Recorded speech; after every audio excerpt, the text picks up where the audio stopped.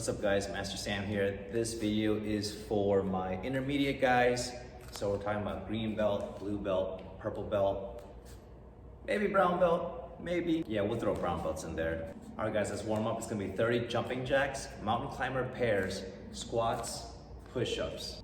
Jumping jacks, I'm not gonna go over for obvious reasons. Squats, you guys should already know how to do good form squats, but just to remind you guys, it needs to be low enough. We need to keep our knees behind our toes. We don't want it in front like this. And we want to keep our back straight and head up. All right? All you guys bending your backs when you're squatting, none of these count. They don't count. These are zero squats, all right? Push-ups, you guys already know. Keep your legs straight, keep your stomach tense. Everything should be stiff as a board as you go down and up. And watch your hands. I have a lot of people with hands are too high, bring them down. Challenge yourself. It's the only way they're gonna get better, and it's the only way that you are going to get stronger. Once you guys are done with the warm-up, make sure you guys go ahead and take time to stretch. Pause the video. I'm gonna put the warm-up here listed, so I'll wait for you guys to finish that first. So I recommend that you guys go ahead and do the basic technical stuff from the lower belt, the beginner groups. That's a low block, inside block, high block, neck chop, single knife hand block, get it out the way. I told the beginners to do 20 of everything. I also gave them the option of doing 40 or 100. That means 10 on each hand, or 20 on each hand, or 50 on each hand. Up to you, the more you practice, the better you'll be. As long as you're doing it with intention and not just mindlessly doing it. Think about it every time you're doing it, paying attention to all the details and trying to make it better every single rep. So on top of the beginner stuff, I want you guys to practice in the back stance, your double knife hand block. I still see a lot of people who have problems with that. Remember, the setup is similar to a single knife hand block just for the bottom hand. The top hand is similar to an inside block where our hand is facing out to the side. From this position, only this hand will move. This hand is frozen. Bring this hand up to the shoulder. Once it's here, both hands will shoot out across, and when they get to their final point, both hands will flip.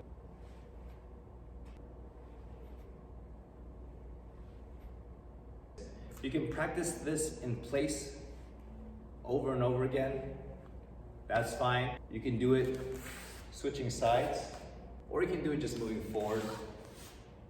Remember that as you are moving, we are setting, and as that stance is coming to an end, we should shoot out our hand technique. Same thing will go for the chebi block. Chebi is the Korean word for a small bird. I believe it's the swallow.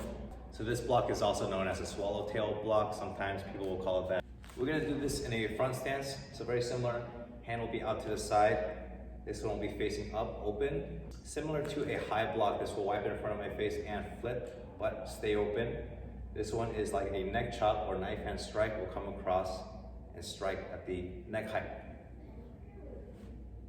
Practicing this moving forward, this hand will come out to the side, this hand will drop. As I step forward, now this hand will wipe up and strike. Blue belts for now, let's just work on the back fist punch. Both hands will be facing down, that means thumb touching the body on both ends, high and low. The striking hand is on the bottom and it will come up. Quickly it will cross on the inside and flip up and strike, okay, coming forward. We want to strike at the philtrum height. That's right between your nose and mouth, kind of like if you had a mustache. Go ahead and practice this as an opposite hand and foot technique and the same hand and foot technique. So if this hand has struck, this hand will punch next. This one will be on the bottom, both hands facing down. As I step forward, let it unroll. Brown belts, let's just do the cat stance and palm block. Cat stance should just be one of your own foot length long, but not all the way. If you put your foot down, it should be right above that big toe. Slight bend in both knees. Back foot turned up just a little bit. For this, we'll do opposite hand, opposite foot. The setup for this is actually the same as a neck chop or knife hand strike, where this hand will be open, this hand will be closed in front of me, resting nice and easy. This hand is up to the side, and I'm going to smack right there. If you have a uniform where your tag would be, or if you know where your solar plexus is, right there, right in front of that. It's a little bit higher than what it used to be a long time ago. Those of you guys who are still stuck doing the old school way, it's a lot higher than the old palm block. It's gonna be up here. So same thing, you can practice this in place over and over again if you'd like to work on the power of the strike, the slight turn of the shoulders.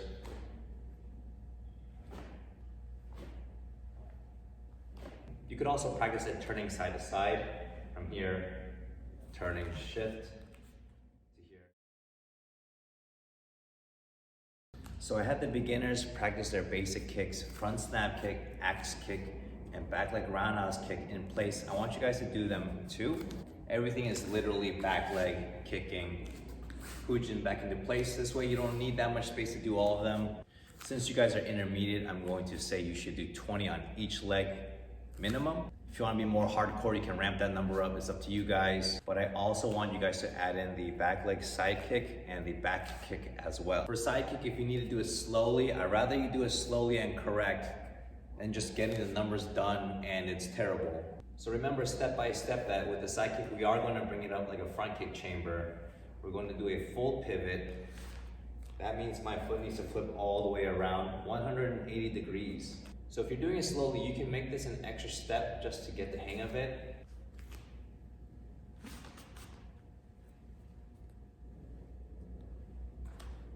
But I'm not a super big fan of that because it makes the kick go back and forth, counter momentum. It doesn't make sense for me to go here, go this way, and then back this way, and then down. Once you have a good idea of how to do this kick, you should mix the second and third step together. Meaning, after I chamber, I should pivot and extend this kick at the same time.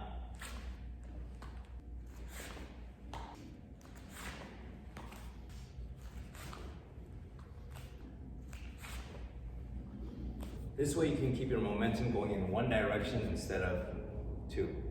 Also, make sure that you're not crunched in.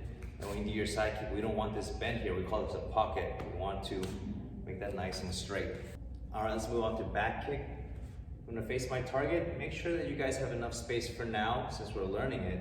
So scoot your front leg in just a tiny bit so that when we turn our back and both of our toes so that our heels are facing our target, I can just turn my head easily and my legs aren't gonna be all tangled up like this.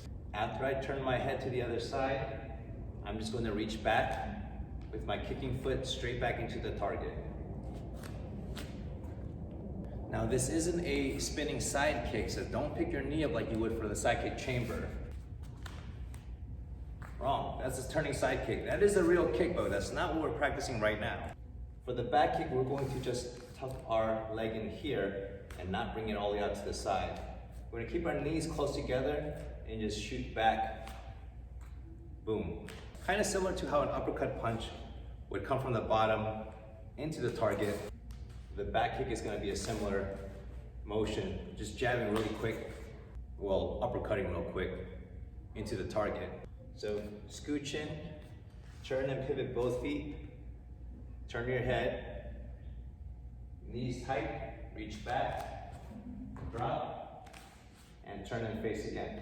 If you don't have enough space, just scooch back, and we're ready to do the other side. Step in, turn your head, back kick, step back. So I'm gonna put up the whole kicking list. Go ahead and pause the video, do the list, press play when you're done so we can do our workout. All right guys, for this workout, we're gonna do leg triplets. That is a squat, 2 lunges. I'll show you guys in a bit. Low plank, high plank push-ups, mountain climber pairs, Russian twists into jackknives. So leg triplets, we're gonna do a squat, and from the bottom, we're gonna jump straight into our lunge position, and that's gonna be 1. From here, I wanna jump straight into my second rep. Squat, lunge, lunge, that's 2. Squat, lunge, lunge, that's 3. The low plank, high plank push-up. Low plank is gonna be elbow, elbow. High plank is push-up position, hand, hand, and then 1 push-up. That's gonna count as 1. Elbow, elbow, hand, hand. Make sure our hands are nice and low. It should not be up here. I've seen some people do something like this. I don't know what that is. Elbow, elbow, replace, replace. Do your push-up properly. So after that, we have mountain climber pairs. We're gonna do running style. I don't care if you go straight. If you want to challenge, I would say crisscross. So these are in pairs, so it's gonna be 1, 1, 2, from the challenge you can cross knee towards elbow. Pretty simple. Next we have the Russian twist. We're gonna do these in pairs as well. So kind of like a sit-up position, I'm gonna lean back until I feel a lot of tension right here on my abs. Cool, I wanna hang there. Put my hands together and twist. Tap the ground here, tap the ground here. You don't have to tap the ground. As long as you're twisting and engaging these muscles here on the core, that's fine. If you want a little bit of a challenge, you can pick your feet up 2, tap, tap, 1, 2, 3. And last we have jackknives. Some people call them V-ups.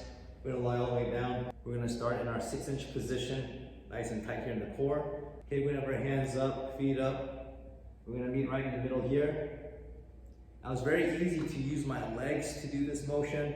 I don't wanna use my legs, I wanna use my core. So while you're doing this, think about squeezing here on purpose to make this motion happen. When you do your exercises with a purpose, it is a completely different feeling. So we're doing everything 20 times. Once you finish the whole list, that's 1 set. We're doing 3 sets. I'm gonna put the workout here up on the screen for you to see. Once you guys are done, that's it for the class. So go ahead and pause the screen, do the workout. All right guys, same thing that I told the beginners, that this is not a replacement for class, it is just a substitute for now. Those guys who are at home doing nothing, maintain your martial arts skills and maintain your physical fitness. But anyways, if there are some things that you forgot or you need a refresher, go ahead and check out the class for the beginners. It doesn't hurt to give it a look. If you like these kind of videos, let me know. I can keep making them. Other than that, I'll see you guys next time.